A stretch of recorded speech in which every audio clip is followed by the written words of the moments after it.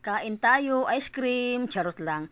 Yan, nagbaon kami ng kanin. Yung ulam namin ay adobong manok day. Sabi ng aking partner, magbaon na lang kami ng kanin para hindi na kami kumain sa mga karinderya day, para ano din makatipid din kunti. O di ba? Pagbaon lang ng kanin, tubig, importante hindi mapasmo sa ano day, biyahe. Hindi magutom sa biyahe day. At saka alam nyo, masaya yung ganito, di ba?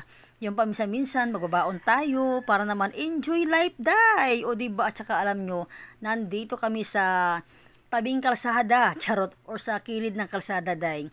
Kasi nga umalis kami sa amin ay alas 5 pasado at ang oras naman ngayon ay alas 6 pasado na rin. Kaya nag-almusal muna kami dito bago kami pumunta sa Sugod, Southern Leyte. Ganyan lang day, oh. Hindi na pasosyalan ngayong panahon day, oy. Kaya mahirap ang panahon ngayon. Charot lang.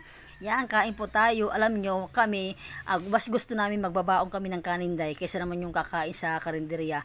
Iba-iba naman tayong desisyon, di ba? Pero kami, mas gusto namin yung ganito. Kasi nga, enjoy yung ganito day, di ba? Paminsan-minsan, gagawa rin tayo ng mga ganitong bagay na kakain tayo sa mga tabing kalsada, ganyan. Basta importante, happy tayo sa ginagawa natin. O, di ba, day?